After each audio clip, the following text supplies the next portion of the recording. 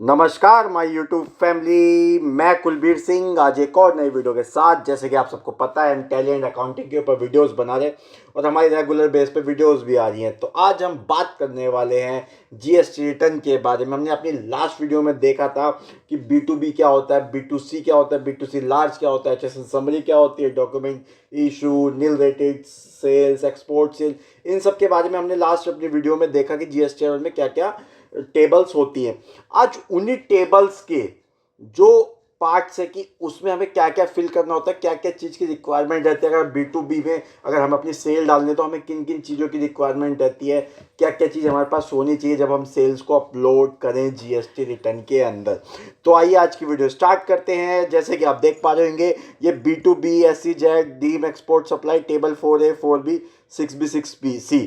जिसने भी मेरी इससे पहली वीडियो नहीं देखी, जाए चैनल पे, चैनल को वीडियो को पूरा देखें, उसके बाद आप इस वीडियो को देखें तो आपको बहुत ही ईजी वे में समझ में आएगा। तो आइए देखते हैं कि B2B के अंदर हम क्या क्या चीज़ें रखते हैं। देखिए, सबसे पहले चीज़ यहाँ पे बोलता है recipient GST number.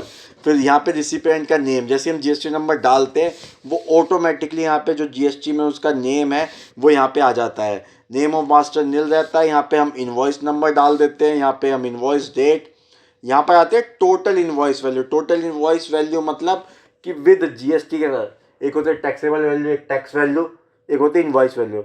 Invoice value की टैक्स के बाद मेरी क्या वैल्यू आई वो यहाँ पर डलती है। उसके बाद हमें प्लेस ऑफ सप्लाई चूज़ करना पड़ता है कि हमने ये सप्लाई कहाँ करी है, यूपी, हरियाणा, दिल्ली, पंजाब, चंडीगढ़, तमिलनाडु, चेन्नई, कहाँ पे। तो यहाँ पर हम उसे सिलेक्ट कर लेते हैं। ठीक है, जैसे आप जीएसटी नंबर डालेंगे ये भी ऑटोमेटिक सिलेक्ट हो जाता है। ठीक है, प्लेस सप्लाई टाइप ये भी ऑटोमेटिक आपका सिलेक्ट होगा, जीएसटी नंबर आप डालेंगे। ठीक है, उसके साथ अगर हम नीचे आते हैं डिटेल आ जाती है। अगर आपका उसने डाटा ऑटोमेटिकली इनवॉइसिंग से उठाया है। अब यहाँ पे आती है आइटम की डिटेल। अब यहाँ पर आपको बताना पड़ता है कि जो आपका प्रोडक्ट है, आपका जो प्रोडक्ट है वो कितने परसेंट पे है। आप समझ रहे, यहाँ पर 0 है, 0.1, 2.5, 1, 1.5, 3, 5, 6, 7.5, 9%, 18%, 28%, 14%, ये सारी चीज़ें आपकी यहाँ पर आ जाती हैं। तो यहाँ पर हमें दिखाना होता है टैक्सेबल वैल्यू जो डली हुई है। ठीक है, जैसे आप यहाँ पे टैक्सेबल वैल्यू डालते हैं, ये IGST हो। अगर लोकल सप्लाई है, सेम स्टेट में सप्लाई है, तो IGST नहीं आएगा, CGST और SGST आ जाएगा। और अगर अदर स्टेट की सप्लाई है तो ऑटोमेटिक ये जैसे हम ऊपर GST नंबर डालते हैं तो ये ऑटोमेटिक यहाँ पर IGST आता है। ठीक है, तो अब हमें B2B सप्लाई के लिए क्या चाहिए होता है, मेनली हमें चाहिए होता है GST नंबर। GST नंबर से हमारा रिसिपेंट का नेम आ जाता है। उसके बाद जो हमें मैनुअली भरना होता है वो होता है इन्वॉइस नंबर। उसके बाद इन्वॉइस की डेट, टैक्सेबल वैल्यू, ये पोज मतलब place of supply automatic capture करता है, ये ऑटोमेटिक आता है। उसके बाद हम आइटम डिटेल्स के अंदर जो टैक्सेबल वैल्यू है वो दिखाते हैं कितने परसेंट में, वो हम यहाँ पे दिखाते हैं। उसके हिसाब से वो कैलकुलेट करता है, वो हमारी लायबिलिटी जनरेट होती है। तो B2B के अंदर, B2B के अंदर ये सारी चीज़ें हमें चाहिए होती है। टैक्स इनवॉइस के अंदर जो जो चीज़ों की रिक्वायरमेंट है वो सारी हमें यहाँ पे भरनी पड़ती है। आइए नेक्स्ट पे चलते हैं, B2C लार्ज। यहाँ पर हम B2C, business to customer, unregistered party को हमने कोई सेल करी है, लेकिन यहाँ पर एक कॉलम होता है B2C लार्ज। मैंने अपनी लास्ट वीडियो में आपको प्रॉपर वे में समझाया था। अब B2C की कोई भी सप्लाई करते हैं लार्ज में, जो भी 1 लाख रुपये से ऊपर की सप्लाई है, वो भी अदर स्टेट में, ना कि same state, inter state supply है, तो वहाँ पर हमें उस सप्लाई की हमें बिल वाइज डिटेल डालनी पड़ती है। बिल टू बिल की प्लेस ऑफ सप्लाई कहाँ पे है, इन्वॉइस नंबर क्या है, इन्वॉइस डेट क्या है, ये सप्लाई कहाँ के इंटर स्टेट है। उसके बाद यहाँ पे टैक्स टोटल इन्वॉइस वैल्यू चाहिए और कितने परसेंट पे दिया वो सारी, जैसे देख पा रहे हैं ऊपर की वैल्यू, ये 0, 0.1, 0.25, 1%, 1.5, 3, 5, 6, 7.5, ये सारी की सारी वैल्यूज़ जो भी टैक्स आज की डेट में जीएसटी के अंदर हैं वो सारे यहाँ पर आते हैं। अब आपको पता करना कि आपकी सप्लाई कितने परसेंट वाली है, तो आप यहाँ पर वो टैक्सेबल वैल्यू डालेंगे। जैसे आप टैक्सेबल वैल्यू डालेंगे ऑटो कैलकुलेट आपकी कर लेगा। ठीक है, आइए नेक्स्ट पे चलते। ये होता है B2C लार्ज। इसमें क्या बताया, 1 लाख रुपये से ऊपर की सप्लाई है, वो भी कहाँ पे, इंटर स्टेट, सॉरी, कहाँ पे सप्लाई है? इंटर स्टेट में। इंटर स्टेट सप्लाई 1 लाख से ऊपर है तो हमें बिल वाइज डिटेल हमें देनी पड़ती है। अब यहाँ पे आता है B2C स्मॉल। एस मतलब क्या हुआ? एस मतलब स्मॉल, B2C स्मॉल। इसके अंदर क्या है कि हमने जो भी B2C सप्लाई की है उनको हमें प्लेस ऑफ सप्लाई वाइज, कि वो दिल्ली में है, अदर स्टेट में है, कहीं पे भी है, वो एक साथ मर्ज करके रखनी होती है। आप समझो, आपको मैं बताया तो यहाँ पे हमें कैसे दिखानी होती है। आप मान लीजिए दिल्ली है, आपका हरियाणा है, ठीक है। दिल्ली में आपने 10 अनरजिस्टर्ड सेल की हैं, अनरजिस्टर्ड सेल करी हैं, जिसमें कि टोटल वैल्यू आती है 1 लाख रुपीज़, ठीक है। टैक्सेबल की बात कर रहा हूँ यहाँ पे। हरियाणा में भी आपके 10 अनरजिस्टर्ड पर्सन को सेल करी है, उसकी वैल्यू भी 2 लाख रुपीज़ है। अब यहाँ पर 20 बिल्स का 10 बिल्स कटे हैं और यहाँ पर भी 10 बिल।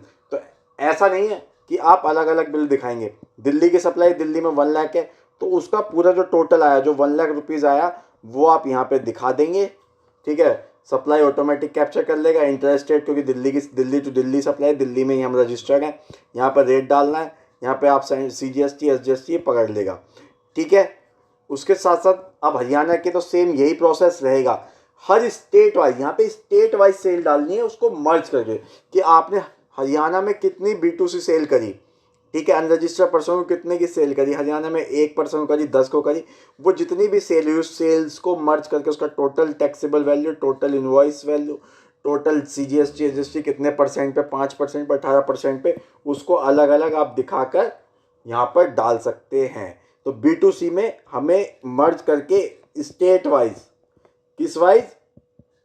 स्टेट वाइज सेल दिखानी पड़ती है। B2C लार्ज के अंदर क्या होता है? Invoice wise. और B2B में तो हमें GST वाइज दिखानी पड़ती है कि कितने रजिस्टर्ड पर्सन काटे, उसका GST नंबर के हिसाब से हमें बिल टू बिल हमें सेल्स दिखानी पड़ती है। अब आ जाता है 8A 8B 8C 8D, nil rated exempt not GST supply.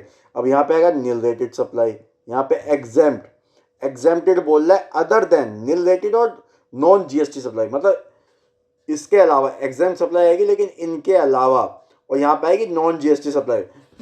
यहाँ पर भी हमें अपनी जो सप्लाई है उसको टोटल करके लिखना है। देखिए, inter state supply to registered person, inter state supply to unregistered person, inter state supply to registered person, और इंटर स्टेट सप्लाई मतलब यहाँ पर सेम स्टेट में कितनों अनरजिस्टर्ड को सेल करिए, कितने रजिस्टर करी है, और अदर स्टेट में कितने रजिस्टर पर्सन करिए, कितने अनरजिस्टर को, वो यहाँ पे इसका आपको टोटल डाटा दिखाना है। क्योंकि यहाँ पे टैक्स लगेगा नहीं, तो आपकी जो भी वैल्यू वो इनवॉइस वैल्यू कह सकते हो, टैक्सेबल वैल्यू मतलब वो आपकी इनवॉइस वैल्यू होगी, क्योंकि GST तो आपका कलेक्ट हो ही नहीं रहा, GST लग ही नहीं रहा। तो यहाँ पे जो वैल्यू आई वही टोटल इनवॉइस वैल्यू और टैक्सेबल वैल्यू एक ही बात कह सकते हो। यहाँ पर वो सारी वैल्यूज़ को टोटल करके आपको दिखाना है। तो ये हो गया आपका nil rated non GST supply. अब आते हैं एक्सपोर्ट में। देखिए, जब भी कोई आप एक्सपोर्ट करते हैं तो वहाँ पर हमें क्या क्या चीज़ों का रिक्वायरमेंट रहता है, किन किन चीज़ों की हमारे लिए ज़रूरत होती है जब हम एक्सपोर्ट की सप्लाई को GST के अंदर दिखाते हैं। देखिए, सबसे पहले आ गया इन्वॉइस नंबर, जो आपका इन्वॉइस नंबर, फिर आती है इन्वॉइस डेट, ये तो मैंडेटरी है। उसके बाद आता है पोर्ट कोड, किस पोर्ट से आप अपना जो सामान है वो भेज रहे हैं। देखिए, वेसल के थ्रू भी जाता है सामान, प्लेन के थ्रू भी जाता है सामान, ठीक है ना। तो अब आप कंटेनर के थ्रू भी जा रहे, मतलब कोई भी तरीका हो सकता है। तो पोर्ट बने हुए हैं हर जगह, ठीक है, हर जगह पोर्ट्स बने हुए हैं। दिल्ली में है और आपका अदर स्टेट में हर जगह पोर्ट्स होते हैं, उनके पोर्ट के ना कोड होते हैं। जैसे कुछ पोर्ट है इंडल 4, इंडल 5, इस टाइप के पोर्ट कोड होते हैं जो कि आपके शिपिंग बिल पे लिखा आता है, ठीक है। उसके अलावा शिपिंग बिल नंबर और bill of export number. Shipping bill number जब आप अपना एक्सपोर्ट करते हैं तो एक शिपिंग बिल फाइल करते हैं, एजेंट के थ्रू कराते हैं, ठीक है। तो वो आपको जब शिपिंग बिल मिलता है उस पर सबसे टॉप में लिखा होता है shipping bill number, shipping bill date, port code, सबसे टॉप पे लिखा मिलेगा आपको। तो वो चीज़ आपको यहाँ भरनी है। मैं आपको ये समझा रहा हूँ कि आप जब एक्सपोर्ट करेंगे तो आप जब GST रिटर्न डालें तो आपको पता हो कि आपके को किस किस डॉक्यूमेंट की रिक्वायरमेंट है, क्या क्या डाटा आपको भरना पड़ेगा। उसके साथ आता है शिपिंग बिल डेट और शिपिंग बिल डेट यहाँ पे आपको डालनी है, या bill of export date. Shipping bill date उसके साथ में लिखे होते हैं, जहाँ शिपिंग बिल नंबर होगा वहाँ पे शिपिंग बिल डेट भी होगी। फिर आपको टोटल इनवॉइस वैल्यू डालनी है। सप्लाई इंटरस्टेट ही होगी क्योंकि एक्सपोर्ट हो रहा है, दिल्ली टू दिल्ली तो एक्सपोर्ट माना नहीं जाएगा। फिर जीएसटी पेमेंट, यहाँ पे देखिए दो चीज़ आते हैं, विद पेमेंट ऑफ टैक्स तो लिखा ही हुआ है सामने, एक होता है विदाउट पेमेंट ऑफ टैक्स, एक होता है कि टैक्स के साथ आप पेमेंट कर रहे, एक होता है विदाउट टैक्स। ठीक है, तो वो जो भी आपने जिस हिसाब से भी किए वो आप उसको सिलेक्ट कर लेंगे। ठीक है ना, और यहाँ पर सेम वही कितने % पे आपका प्रोडक्ट जा रहा है, सेम वही चीज़ यहाँ पर टैक्सेबल वैल्यू यहाँ पर ये ऑटोमेटिक कैलकुलेट कर लेगा। ठीक है, समझे मेरी बात कि एक्सपोर्ट में हमें क्या क्या चाहिए, मैं एक बार दोबारा बता देता हूँ। इनवॉइस नंबर चाहिए, इनवॉइस डेट चाहिए, पोर्ट कोड चाहिए, शिपिंग बिल नंबर चाहिए, शिपिंग बिल डेट चाहिए, टोटल इनवॉइस वैल्यू चाहिए, आपका जीएसटी पेमेंट क्या है, विद पेमेंट ऑफ टैक्स है, विदाउट पेमेंट ऑफ टैक्स है, ये चीज़ हमें चाहिए। ठीक है, ये हमने मेन पॉइंट अपनी लास्ट वीडियो में कवर किए थे, तो आज उनके बारे में प्रॉपर उसमें चल रहे हैं। फिर उसके बाद आता है HSN समरी। हमने HSN के बारे में बात की थी कि हर एक प्रोडक्ट का एक HSN कोड होता है, उसकी समरी को हमें दिखाना पड़ता है। तो जैसे मान लीजिए हमने एक HSN पे, मान लीजिए 99 एग्जाम्पल के लिए 999 हमारा HSN है। ठीक है, उस पर हमने सप्लाई की है कितने की, 2 लाख रुपीज़ की, लेकिन बिल क्या है, अलग अलग है। बिल्स क्या है, अलग अलग पर्सन्स को बिल हमने दिए हैं। तो उस केस में क्या होगा कि इस HSN पे हमने कितने की सप्लाई की है उसको मर्ज कर देंगे। हमें यहाँ पे बिल से मतलब नहीं है, आप समझिए बात। जब हम यहाँ डाटा फीड करेंगे ना, तो यहाँ पे जो HSN डालेंगे, उस HSN के ऊपर हमने कितनी सप्लाई की है, उस HSN से, उस HSN के नंबर पे हमने कितनी सप्लाई की है वो यहाँ पे आ जाएगा। जैसे हम यहाँ डालेंगे, डिस्क्रिप्शन पकड़ लेगा, उसके बाद यहाँ पे क्वांटिटी, कितनी क्वांटिटी में हमने इसको से यूनिट क्वांटिटी में किया है, टोटल क्वांटिटी कितनी है, नंबर्स में, पीसीज में, यहाँ पे आएगा, सिलेक्ट करना है यूक्यूसी, टोटल टैक्सेबल वैल्यू आएगी, रेट कितना है वो आ जाएगा, IGST, CGST, SGST, सेस कुछ भी होगा वो सारी चीज़ें आ जाएंगी। ठीक है, उसके बाद हम बात करते हैं डॉक्यूमेंट समरी के बारे में। ठीक है, डॉक्यूमेंट समरी होती है, आप जैसे देख पा जाएंगे कि यहाँ पर हमें क्या करना होता है, हमें अपना जो भी डाटा है, जो भी हमने सेल्स करी है, चाहे वो रजिस्टर की है, एक्सपोर्ट की है, कुछ भी है, कितने से कितने इनवॉइस, मान लीजिए ए से लेके हमने जेड तक जो भी सेल करी है उस महीने में, उस टाइम कितने से लेके कितने इनवॉइस तक हमने सेल्स करी है, वो डाटा मेरा भरना पड़ता है। देखिए यहाँ पे आता है सीरियल नंबर फ्रॉम टू। ठीक है, टोटल नंबर यहाँ पे हमें बताना पड़ता है खुद ही, फिर उसको कैंसिल बताना पड़ता है, ऑटोमेटिक नेट इशू आ जाता है। ठीक है, यहाँ पे ऐड डॉक्यूमेंट कर देते हैं, inward supply from unregistered person, ये वही आरसीएम वाला हो गया। Invoice from inward supply from unregistered person, revise invoice कोई किया उसका डाटा, यहाँ पे डेबिट नोट है कोई उसका डाटा, क्रेडिट नोट है उसका डाटा, रिसिप्ट वाउचर है उसका, पेमेंट वाउचर मेनली ये ज़्यादा यूज़ नहीं होते, receipt voucher, payment voucher mostly कोई भरता नहीं। मेनली आपके लिए क्या है कि B2B की सप्लाई जो है वो सारी यहाँ पे आ जाएगी आउटवर्ड सप्लाई में। ठीक है, उसके अलावा ये रिवाइज डेबिट नोट, ये सारी चीज़ें यहाँ पर आपके सामने आ जाएंगी। तो इस तरीके से आपके जो मेन टेबल्स हैं, B2B, B2C large, HSN, document summary, nil rated supply, export supply, ये सारी चीज़ें मैंने आज आपको अपनी इस वीडियो के अंदर बताया कि उनका यूज़ और उसमें क्या क्या डॉक्यूमेंट्स की रिक्वायरमेंट रहती है। तो आज के लिए इतना ही। अगर आपको वीडियो अच्छी लगी तो प्लीज़ जाए चैनल को सब्सक्राइब करें, वीडियो को लाइक करें, शेयर करना ना भूलें, साथ के साथ हमें कमेंट करें कि आपको वीडियो कैसी लगी। तो आज के लिए इतना ही। थैंक यू एंड धन्यवाद।